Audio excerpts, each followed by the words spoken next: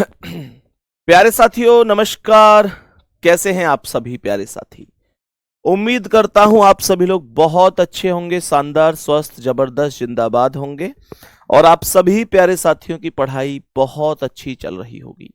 सभी प्यारे दोस्त क्लास में आएंगे, एक बार ध्यान से देखेंगे क्वेश्चन को और प्रॉपर तरीके से समझेंगे।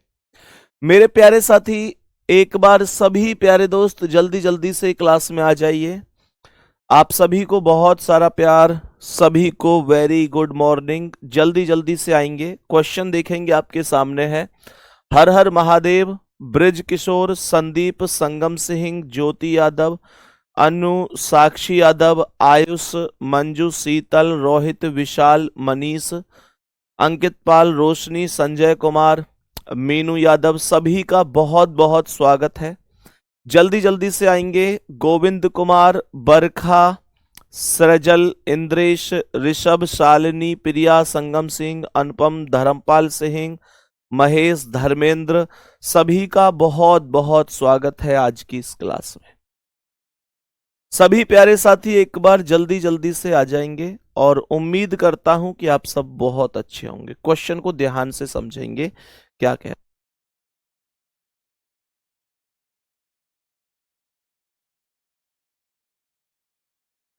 तो सभी प्यारे दोस्त ध्यान से देखेंगे क्या कह रहा है। यदि काले को लाल, लाल को सफेद, सफेद को भूरा, भूरे को पीला, पीले को नीला और नीले को हरा कहते हैं तो दूध का रंग क्या होगा? दूध का रंग होता क्या है पहले ये सोचो। पहले ये सोचो कि दूध का रंग होता कैसा है। तो आप कहेंगे भैया दूध का रंग तो सफेद होता है। ये कह रहा है कि सफेद को भूरा कहा गया है, सफेद को भूरा कहा गया है। आपको मतलब पता है करना क्या है? आपको करना यह है कि जिस चीज के बारे में पूछा गया है पहले यह देखना है कि उसे वास्तव में क्या कहा जाता है। तो जैसे दूध के बारे में पूछा है तो दूध को सफेद कहते हैं और इस प्रश्न में सफेद को स्पष्ट रूप से भूरा बोला गया है। तो इस प्रश्न का जो आंसर होगा वो आंसर भूरा होगा। ए ऑप्शन करेक्ट होगा। क्या इसमें कोई दिक्कत परेशानी है? चलें आगे, नेक्स्ट क्वेश्चन नेक्स्ट क्वेश्चन पर चले। अगले सवाल का आंसर देंगे, इसे देखेंगे क्या कह रहा है। ये भी सेम है। यदि हवा को हरा, हरे को नीला, नीले को आकाश, आकाश को पीला, पीले को पानी, पानी को गुलाबी कहें तो आकाश का रंग क्या है? आकाश का रंग वास्तव में तो नीला होता है।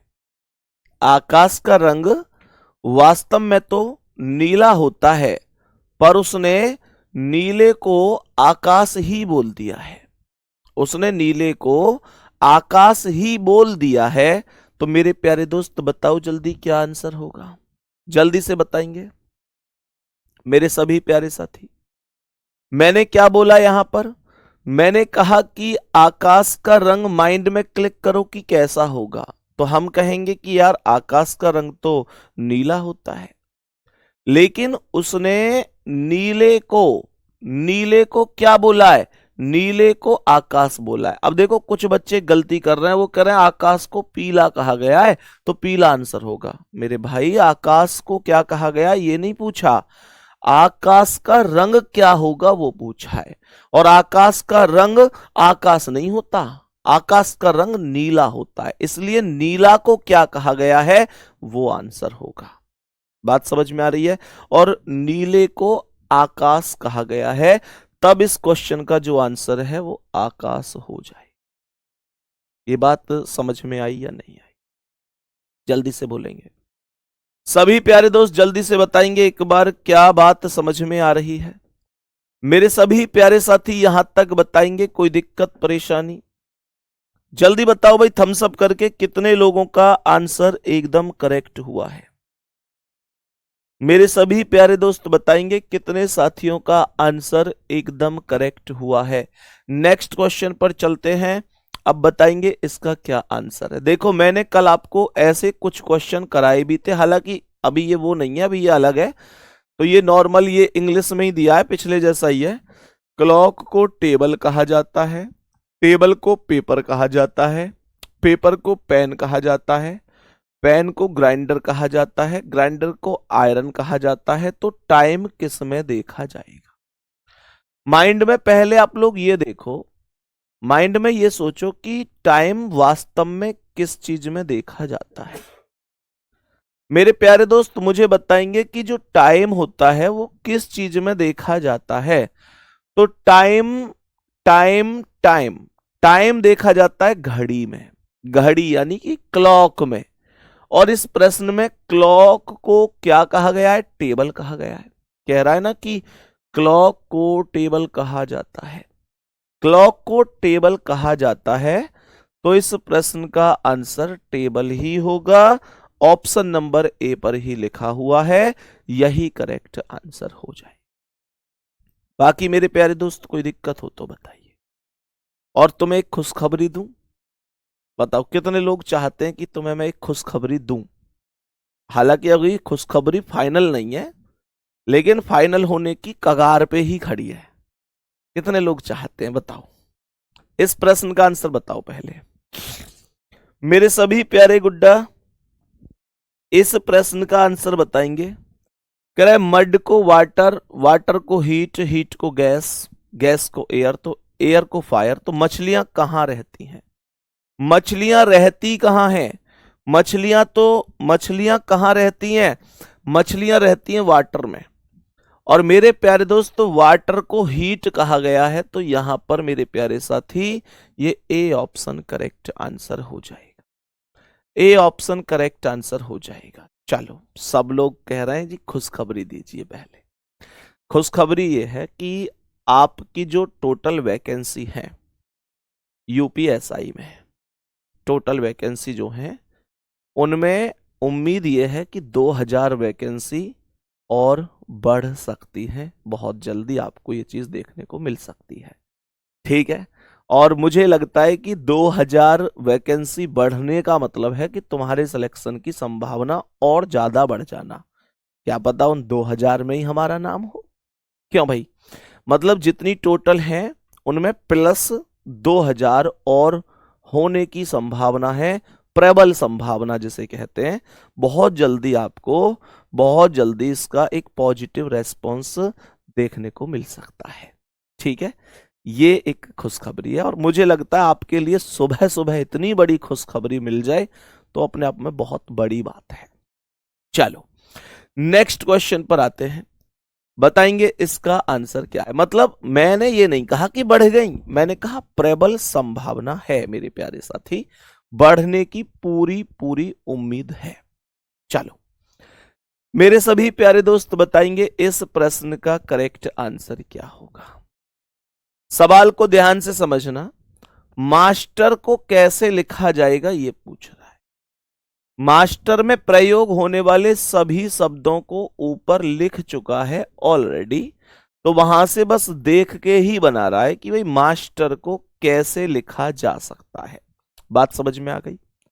और दूसरी बात, तुम में से कुछ साथी ऐसे होंगे जो अभी कांस्टेबल में जब एज रिलैक्सेशन नहीं था तो ओवर एज हो गए होंगे, तो अब तो एज रिलैक्सेशन भी मिल गया, तो कांस्टेबल का भी फॉर्म भर देना अगर एज अभी काउंटिंग में आ रही हो तो। अब क्योंकि 3 साल की जो है वो एज रिलैक्सेशन मिल गया, तो फॉर्म वहां भी जरूर भरना, ठीक है ना। तो ये कह रहा है मास्टर, एम को हैज लिखा है तो मैं यहां पर एम को हैज ही लिख दूंगा। उसके बाद ए आया है, एक ए ये रहा, ए को ये उल्टा ट्राइंगल बोल रहा है तो मैंने इसे उल्टा ट्राइंगल लिख दिया। फिर एस को एच लिख रहा है तो मैं यहां पर एच लिखूंगा। फिर टी आया है, टी को डॉलर लिख रहा है तो डॉलर आ गया। फिर ई है, ई को परसेंट लिख रहा है तो परसेंट आएगा। और फिर आर है, आर को एट द रेट, तो यहां पर ये आया। बताओ कौन सा सही है? जल्दी से बोलो कौन सा सही हो जाएगा, कौन सा सही होगा? मुझे तो लगता है कि पहला ऑप्शन ही करेक्ट है, option number A he correct answer. कर सकते हो इसका आंसर? जल्दी से एक बार थम्स अप करके बताओ, कर सकते हो, कोई दिक्कत तो नहीं है। Next question. नेक्स्ट कह रहा है कि टाइम इज इंटरेस्टिंग का कोड क्या होगा। तो सबसे पहले आप लोग यहां पर देखेंगे, सीपोरी का कोड है बुक इज थिक, टीनारी बैग इज हैवी, कासी interesting book, the tie that bag. ये मैंने आपको ऐसा सवाल कल जाते जाते सिखाया था कि चाइनीज कोडिंग में कैसे आंसर को अटेम्प्ट किया जाता है, सिखाया था ना। तो मैंने कहा कि दैट इज इंटरेस्टिंग का कोड क्या है। मेरे प्यारे गुड्डा देखो, सबसे पहले दैट का कोड यहां पर देखेंगे। तो मैं यहां पर क्या बोलूंगा, दैट कहां आया है। देखो दैट कहां आया है, देखो इंटरेस्टिंग बुक, दैट बैग, ये दैट यहां पर आया है। तो दैट का कोड डीई और टीआई में से कोई एक होगा, और टीआई होगा नहीं, क्योंकि टीआई यहां ऊपर भी आया है। क्योंकि आप जानते हैं कि जो कोड होता है उसका डिकोड हमेशा उसके साथ चलता है। जब दैट केवल एक स्थान पर आया है तो उसका कोड भी केवल और केवल एक ही स्थान पर आना चाहिए। तो इसका मतलब इसका कोड होगा दैट का डी और ई। बात समझ में आ गई मेरे प्यारे गुड्डा को। यहां मेरे भैया मेरी बहन इज का कोड पूछ रहा है। तो बैग इज हैवी में इज आया है, बाकी कहीं पर भी इज नहीं है। क्या ये रहा इज, यहां भी है, बुक इज थिक, ये है, ये भी इज है। तो इसका मतलब इज इन दोनों में है, तो इनके कोड ये वाले और ये वाले, तो इन दोनों में जो कॉमन होगा वो इज का कोड होगा, तो यहां पर SIPORE, तो RE दोनों में कॉमन है, तो इज का कोड हो जाएगा R और E। बहुत बढ़िया जी। लास्ट में इंटरेस्टिंग का कोड पूछ रहा है, और इंटरेस्टिंग केवल यहां पर आया है, तो इसका कोड है KA और SI में से कोई एक, KA और SI में से कोई एक। तो यहां पर कौन होगा सर, यहां पर KA और SI में से SI तो होगा नहीं, क्योंकि वो तो यहां भी आया है, तो KA होगा। मेरे प्यारे दोस्तों जरा ध्यान देंगे, इन तीनों को जहां भी मैं ढूंढ पाऊंगा वही करेक्ट आंसर होगा, DERE और KA। मैंने कहा DERE और KA तो पहले ही ऑप्शन पर लिखा जा चुका है, यही आंसर है। दूसरी बात, ये हमेशा एक सीक्वेंस में ही हो, जैसे पहले का पहले से, मतलब ये DERE के ये ऐसी एक सीक्वेंस बने, ये बिल्कुल भी आवश्यक नहीं है। ये आगे पीछे भी हो सकते हैं। बात समझ में आ रही है, ये आगे पीछे भी हो सकते हैं, जैसा मैंने आपको कल बताया भी था। सही है, चलो नेक्स्ट क्वेश्चन का आंसर एक बार आप लोग मुझे बताएंगे क्या होगा। मेरे जितने भी प्यारे साथी इस क्लास में इस समय मौजूद हैं, मुझे बताएंगे इसका आंसर क्या है। 6 5 4 3 2 का कोड कितना हो जाएगा। जल्दी से ढूंढो और बताओ, क्या कोड हो सकता है। देखो ध्यान से, मैंने यहां पर बोला सबसे पहले है 6 कहां पर आया है, तो आप लोग देखेंगे कि इसमें तो कहीं 6 है नहीं, इसमें 6 है, तो इसमें 1 2 3 तीसरे नंबर पे 6 है, और यहां तीसरे पर साइन कौन सा है, 1 2 3 ये है, तो यहां पर ये कोड बनेगा 6 का। बात समझ में आ रही है। मैंने कहा ये कोड कितने का बनेगा, ये कोड बन जाएगा 6 का। उसके बाद 5 उससे जस्ट पहला है, तो इसका कोड ये बन रहा है बीटा टाइप जो है, तो यहां पर मैं इसे ये बना दूंगा।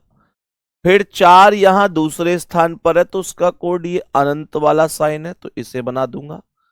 उसके बाद 3 उससे अगला है, तो यहां पर मल्टीप्लाई उसका कोड है, और 2 सबसे पहला है, तो यहां पर ये हो जाएगा 2 का कोड। तो एक बार जल्दी से चेक करो और बताओ ये कौन से ऑप्शन पर नजर आ रहा है। ये नजर आ रहा है हमें सी ऑप्शन पर, यही हमारे प्रश्न का करेक्ट आंसर होगा। कोई दिक्कत परेशानी नहीं है। चलो आगे बढ़ते हैं। मेरे सभी प्यारे दोस्त ध्यान से सुनेंगे, मैटर का कोड पूछ रहा है कि मैटर का कोड क्या होगा। All of the sudden, all of the sudden का कोड ये है, ये सभी के कोड हैं। यहां पर कह रहा है कि when the things gone wrong, उसका कोड ये रहा। बात समझ में आ गई। कह रहा है ऑल थिंग्स मैटर, क्या बोला, ऑल थिंग्स मैटर का कोड ये है। तो मैटर का कोड क्या होगा, ये क्वेश्चन हमसे पूछा गया है। मैटर का कोड, मैटर कितने स्थान पर आया है, मैटर केवल लास्ट स्टेप में आया है। तो इसका मतलब यह होगा कि जो इन तीनों में से केवल लास्ट स्टेप में होगा वो मैटर का कोड होगा। जो कहीं अन्य स्थान पर भी होगा वो मैटर का कोड हो ही नहीं सकता, क्योंकि मैटर केवल एक स्थान पर आया है। तो मैंने कहा K9O तो गलत है, क्योंकि वो तो यहां भी आया हुआ है। मैंने यहां पर आप लोगों से बोला कि N6G हो सकता है क्या, N6G भी नहीं हो सकता, क्योंकि वो यहां पर आया हुआ है। तो इसका कोड S3W होगा। और आप लोग चेक कर सकते हैं कि S3W आपको कहीं भी दिखाई नहीं दे रहा होगा। क्यों नहीं दिखेगा, क्योंकि इसलिए नहीं दिखेगा क्योंकि उसका जो कोड मैटर है वो भी तो कहीं नहीं है। कोड और डिकोड हमेशा एक साथ चलते हैं, या तो दोनों ही जाएंगे या कोई सा भी नहीं जाएगा। बात समझ में आ गई। तो इस प्रश्न का जो करेक्ट आंसर होगा वो ए ऑप्शन होगा। ये बात मेरे सभी प्यारे भाई और सभी मेरी प्यारी बहन समझ गई होंगी, कोई डाउट नहीं होगा। बात समझ में आ गई। हाँ जी, बहुत जल्दी उम्मीद है कि आपकी जो वैकेंसी है टोटल, उनमें 2000 वैकेंसी बढ़ जाएं, ऐसी बहुत बहुत प्रबल संभावनाएं हैं मेरे दोस्त। हो सकता है आपको बहुत जल्दी एक गुड न्यूज सुनने को मिले यूपीएससी वाले सभी प्यारे भाई बहनों को। टोटल 2000 वैकेंसी बढ़ने की उम्मीद है आपकी, लेकिन अभी उम्मीद है, इसको मतलब थोड़ा सा हो सकता है कि ना भी बढ़े, लेकिन प्रबल संभावनाएं यही है। चलो आगे बढ़े एक बार नेक्स्ट क्वेश्चन पर, बताएंगे इसका क्या आंसर है। रॉकेट को कैसे लिखा जाएगा, रॉकेट को कैसे लिखा जाएगा। मैंने कहा कि रॉकेट यहां पर आया हुआ है, सैटेलाइट मून सन स्काई में नहीं है, स्काई सन स्टार मार्स में नहीं है, और वीनस एयरप्लेन मून प्लेनेट में नहीं है। और रॉकेट मेरे प्यारे दोस्त आप यहां देख सकते हैं, तो देखो इसका जो कोड है वो CI तो होगा नहीं, क्योंकि CI तो यहां भी आया जबकि वहां रॉकेट नहीं है। सर इसका जो कोड है वो DI भी नहीं होगा, क्योंकि DI इसलिए नहीं है क्योंकि DI यहां पर आया है। सर इसका जो कोड है वो PI होगा या KI, सर KI नहीं होगा। क्यों, क्योंकि KI यहां पर आया हुआ है। तो इस प्रश्न का आंसर होगा, केवल एक बच गया, PI।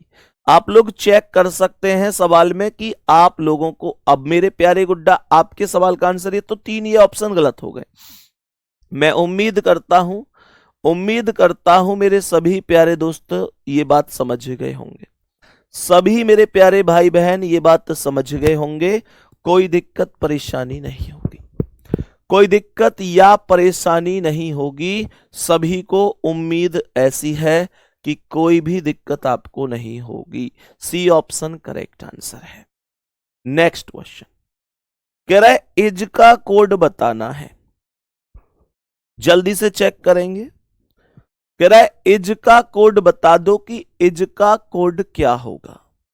मैंने कहा गुड मॉर्निंग को इतना लिख रहा है, अर्ली मॉर्निंग टी को इतना, टी इज, ईयरली इज इसमें आया हुआ है।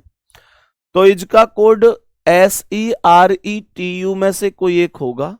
सर TU तो हो ही नहीं सकता क्योंकि TU यहां पर आया है। SE भी नहीं होगा क्योंकि वो यहां पर आया है।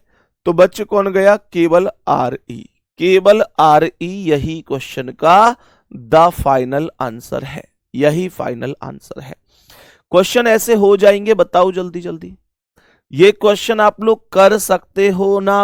अब इसे देखो ध्यान से, सभी मेरे प्यारे भाई बहन इसे एक बार ध्यान से देखेंगे और ये क्वेश्चन है क्या, थोड़ा सा ध्यान पूर्वक पढ़ने की कोशिश करेंगे। अगर क्वेश्चन ऐसा आता है तब भी आपको कोई दिक्कत परेशानी नहीं लेनी है, आराम से क्वेश्चन का आंसर हो सकता है। कैसे? देखो, यहां पर ये कह रहा है, इसने एक्चुअल में हुआ क्या है कि ऊपर तो आप लोग देख रहे होंगे ये सब अक्षर हैं, BADEFHJKMIOUWRP, सब के सब अक्षर हैं। उसके नीचे प्रतीक दिए हैं। तो आप लोग ऐसे समझो कि बी का जो कोड है वो 6 है, ए का जो कोड है वो डॉलर है, डी का 7 है। ऐसे ही सबके कोड आगे जो जिसके नीचे है वो उसका कोड हो जाएगा। बात समझ में आ गई? जो जिसका कोड है वो उसके नीचे हो जाएगा। यहां पर एक शर्त दे रहा है, ध्यान से सुनना। पहली शर्त दे रहा है कि यदि पहला अक्षर स्वर तथा अंतिम अक्षर व्यंजन है तो उनके कोड आपस में बदल दिए जाएंगे। अब आप लोग कहेंगे ये चीज देखनी कहां पर है भैया कि पहला अक्षर स्वर और अंतिम अक्षर व्यंजन? ये आपको देखो एक क्वेश्चन देगा, ये दे रखा, ये रहा JMEIUD, इसका देखना है। ठीक है, तो पहली शर्त ये कह रही थी कि यदि पहला अक्षर स्वर है, क्या इसमें पहला अक्षर तुम्हें स्वर दिख रहा है? पहला अक्षर तो जे है, जे तो स्वर नहीं होता, जे तो स्वर नहीं होता। तो इसका मतलब ये हुआ, इसका मतलब ये हुआ कि पहली शर्त इसमें लागू नहीं होगी। चलो दूसरी शर्त देखते हैं।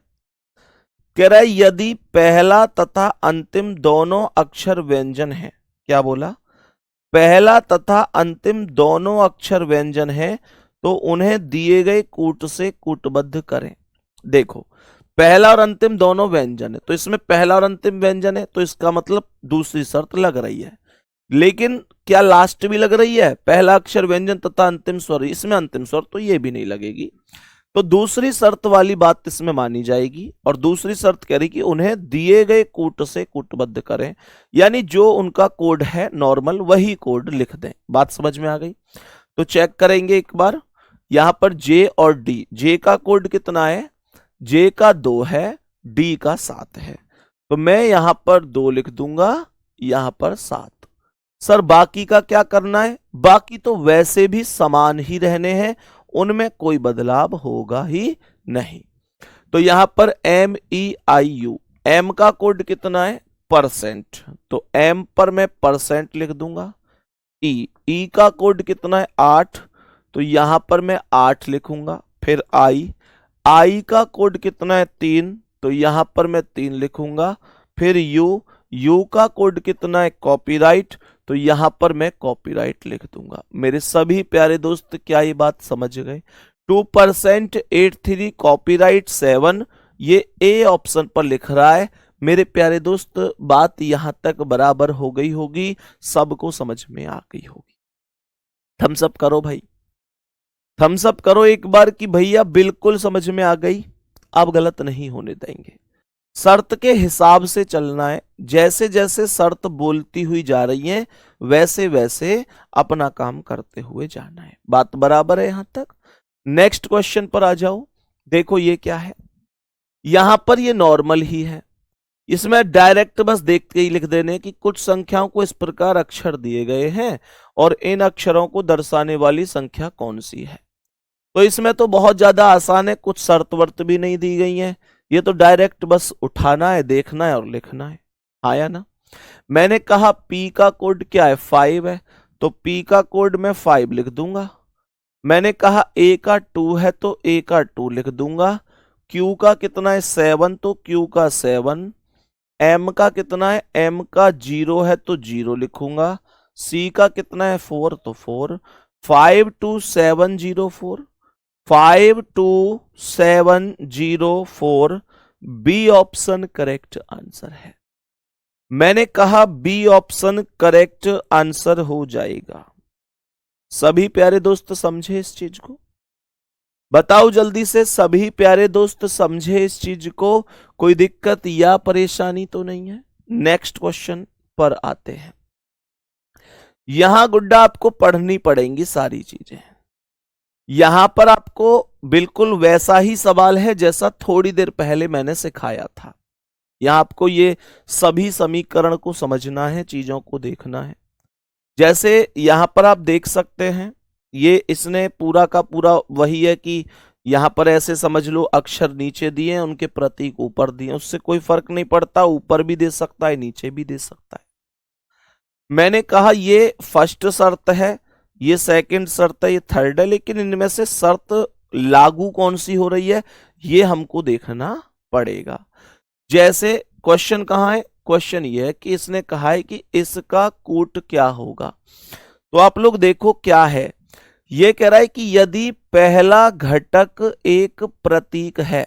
देखो प्रतीक क्या होता है, जैसे अंक तो हमेशा 1 2 3 4 होते हैं, अक्षर हमेशा ABCD होते हैं, प्रतीक होता है जैसे @ परसेंट, ट्राइंगल, ये जो चिन्ह होते हैं। तो ये कह रहा है पहला घटक एक प्रतीक है और अंतिम घटक एक संख्या है। क्या इसमें पहला घटक एक प्रतीक है? नहीं सर, पहला घटक तो संख्या है। इसका मतलब पहली शर्त लागू नहीं होगी, पहली शर्त लागू नहीं होगी। दूसरा कह रहा है यदि पहला घटक एक विषम संख्या है। मेरे प्यारे गुड्डा बिल्कुल इसमें पहला घटक एक विषम संख्या ही है, 3 है। कह रहा है तथा अंतिम घटक एक सम संख्या है। क्या अंतिम घटक सम है? हाँ जी, 4। पहला घटक विषम यानी ऑड नंबर है 3, अंतिम घटक एक सम है, अर्थात क्या है, अर्थात मेरे प्यारे गुड्डा एक इवन नंबर है। बहुत बढ़िया, तो दूसरा कोड लागू हो रहा है। तो पहले और अंतिम घटकों के रूप में, पहले और अंतिम घटकों को के रूप में, यहां पर थोड़ा सा मिसिंग है, मैं एक बार बता देता हूं किसके रूप में, पहले और अंतिम घटकों को किसके रूप में यहां पर कूटबद्ध करना है, मैं यहां पर बता देता हूं। मैं यहां पर बता देता हूं कि पहले और अंतिम को किसके रूप, पहले और अंतिम घटकों को कॉपीराइट के रूप में कूटबद्ध करना है, ध्यान रखना। पहले और अंतिम को कॉपीराइट के रूप में, यहां पर के को कॉपीराइट के रूप में कूटबद्ध करना है, को कॉपीराइट के रूप में कूटबद्ध करना है। बात समझ में आ गई मेरे प्यारे दोस्त? अब ध्यान से सुनेंगे, अब ध्यान से सुनेंगे, यहां तक बात तो समझ में आ गई होगी। और लास्ट वाला कह रहा है दूसरा और तीसरा दोनों घटक पूर्ण वर्ग हैं। क्या दूसरा तीसरा पूर्ण वर्ग नहीं है? तो यहां पर इसका मतलब पहले और अंतिम दोनों घटकों को कॉपीराइट के रूप में कूटबद्ध कर दो। तो यहां पर ये भी कॉपीराइट आएगा और यहां पर ये भी कॉपीराइट आएगा। तो यानी कि ये 3 भी कॉपीराइट है और ये 4 भी कॉपीराइट है। तो @ का कोड कितना है? @ का है T, @ का T है तो यहां पर T आएगा।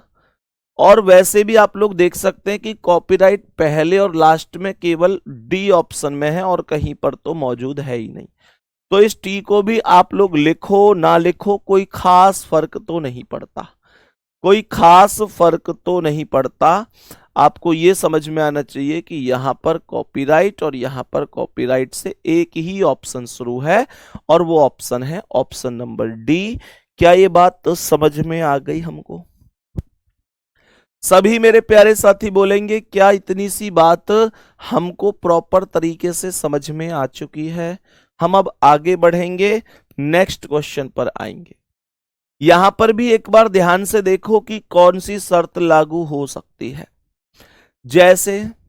जैसे यहां पर बोला क्या, यहां हमें प्रयोग करने के लिए दिया है 6 और लास्ट में 4। देखो कंडीशन क्या क्या है। सबसे पहला कह रहा है कि यदि पहला घटक एक विषम संख्या है, आगे की बात बाद में पढ़ना, बस पहले ये चेक कर लो क्या जो पहला घटक है वो वास्तव में विषम संख्या है। क्या पहला घटक विषम संख्या यानी ऑड नंबर है? नहीं सर, यहां पर तो 6 एक इवन नंबर है। जब यहां पर यही चीज लागू नहीं है तो पहली शर्त कह दो कि लागू नहीं होगी। दूसरी शर्त कह रही है कि यदि दूसरा घटक एक प्रतीक है। क्या दूसरा घटक एक प्रतीक है? हाँ जी, हैज है, हैज एक प्रतीक ही तो है। यदि दूसरा घटक एक प्रतीक है और पांचवा घटक एक सम संख्या है। क्या पांचवा घटक सम संख्या है? 1 2 3 4 5, हाँ जी 8 यानी 8 सम संख्या है। कह रहा है तो इन दोनों यानी दूसरे और पांचवें घटक को सही है, आपस में इनके कूट को बदलना है। यानी दूसरे का कोड पांचवें कोड पर जाएगा और 5 का दूसरे पर जाएगा। बात समझ में आ गई? यदि दूसरा घटक एक प्रतीक है और पांचवा घटक एक सम संख्या है तो इन दोनों के कूट को यानी दूसरे और पांचवें घटक के कूट को आपस में बदलना पड़ेगा। और तीसरी शर्त कह रही यदि तीसरा घटक एक संख्या है। क्या तीसरा घटक एक संख्या? नहीं, वो तो एक प्रतीक है। तो कोई दिक्कत नहीं है, दूसरे और पांचवें के घटक बदल दो। दूसरी शर्त इसमें लागू हो रही है, सेकंड कंडीशन फॉलो हो रही है। सेकंड कंडीशन, ऐसे मेरे कितने प्यारे भाई बहन हैं, एक बार मुझे दिल भेजकर या थम्सअप भेजकर इस बात से अवगत कराएंगे कि भैया हम क्वेश्चन को देखकर ये समझ पा रहे हैं कि इसमें कौन सी शर्त लागू हो रही है। तो दूसरे और पांचवें घटक को बदल दो। दूसरा घटक क्या है? हैज। हैज जाएगा, हैज का कोड क्या है? हैज का कोड है पी। तो पी चला जाएगा यहां पर, पी चला जाएगा यहां 8 पर, और 8 का कितना है? 8 का बी है, तो यहां पर बी आ जाएगा 6 पर। और बाकी सब का क्या होगा भैया? बाकी सबको सेम टू सेम उतारेंगे। अरे वाह वाह जी वाह, सब लोग इस टाइम हृदय भेज रहे हैं, सब लोग टाइम थम्स अप कर रहे हैं। थैंक यू भाई, बहुत सारा प्यार। ऐसे ही, बस ऐसे ही पेपर तक पढ़ना है, सही है ना? ऐसे ही मेहनत करते हुए चलनी है। सुनो ध्यान से, हैज का कोड कितना है? हैज का कोड पी है। तो यहां पर मेरे प्यारे साथी, एक मिनट, ये जो मैंने बी यहां रख दिया वो दूसरे के साथ बदलना था, तो वो हैज के साथ बदलना है। यहां पर बी आएगा। मैंने कहा मैंने गलती से 6 पर बी रख दिया, एक्चुअल में दूसरा 5वां ही तो बदलना है। तो यहां पर 8 हैज की जगह और हैज 8 की जगह, सही है। 6 का कोड क्या है? 6 का कोड आर है, तो 6 पर आर डायरेक्ट आएगा। परसेंट और 3 का क्या है? परसेंट का के, 3 का डब्लू, तो यहां पर के और डब्लू आ जाएगा।